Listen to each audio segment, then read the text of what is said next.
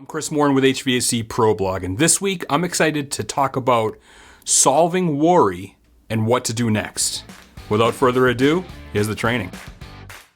Many people recognize Willis Carrier for his contribution to the HVAC industry as the pioneer and inventor of modern air conditioning. With the temperature across the globe these days, I'm more than happy to thank him for his invention. But what a lot of people don't realize is that engineers and inventors are often deep critical thinkers, ones that need a process in order to take steps forward and not be paralyzed by the situation. I happen to know Willis Carrier more for his magic formula for solving worry situations, as Dale Carnegie wrote in his How to Stop Worrying and Start Living book way back in 1944. I'm not positive, but I believe a version of this three-step process was implemented as a Marine and still holds true for how I handle situations today. So, step one, I analyze the situation fearlessly and honestly and figure out what was the worst that could possibly happen as a result of this failure. Being objective and not allowing emotions or blame to enter this first step can be very tough at first.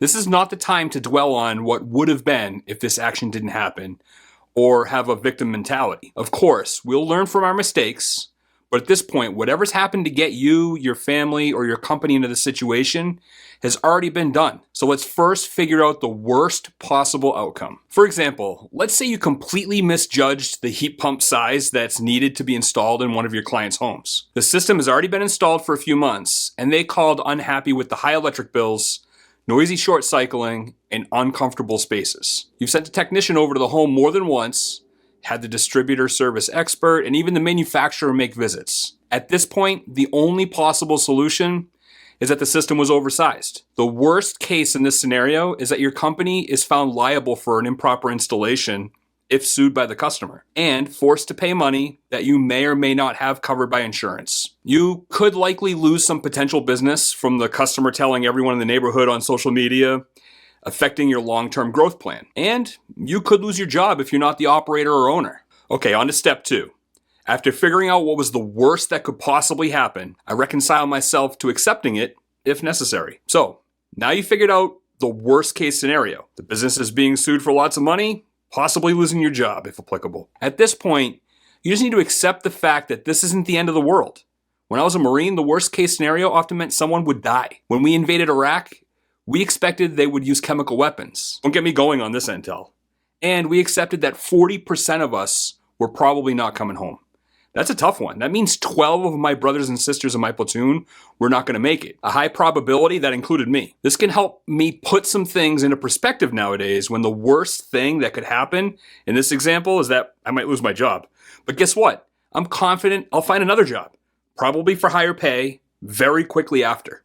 You see, the first world problem I'm having doesn't mean death, just a hit to my pride and possibly my wallet. Step three, from that time on, I calmly devoted my time and energy to trying to improve upon the worst, which had already accepted mentally. There are a lot of potential ways to improve a situation of an oversized system installation. Without getting too specific on the application, as we want to keep this generic enough to apply to all of them, maybe the system is removed and the correct size installed. Maybe in order to avoid a lawsuit, the customer is refunded the money for the installation. Once fixed, let's stand by your work with a longer labor warranty or free maintenance next season. There are a lot of low-cost, high ego hit, possibly to diffuse the situation to avoid a lawsuit or getting fired. There can be a long leash between the current state and the worst case, but this has to be rational roads, and very often a third party gets involved. Sometimes the person that feels they were wronged can act irrationally.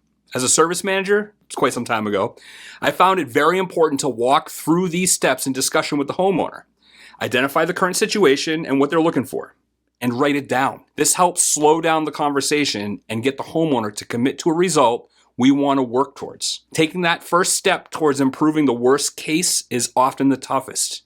This means, even if not out loud, you're admitting a mistake and trying to improve on it. Once you resolve the situation, I like to try and identify what the root cause of the problem was in order to learn from my massive mistake only once. In this case, we can probably assume the salesperson needs some system design training and to follow the ACA design process to avoid a repeat in the future. I want to thank Willis Carrier for talking through this process with Dale Carnegie almost 80 years ago. I used to have a habit of dwelling on what got me to this point with a problem and more of a victim mindset rather than figuring out the next step to get things corrected. People can be paralyzed with worry, and having a process to lean on should help you work through it much faster with better sleep. Thanks for joining me this week at HVAC Pro Blog, where we provide advice for residential system design, quality installation, and system diagnosis.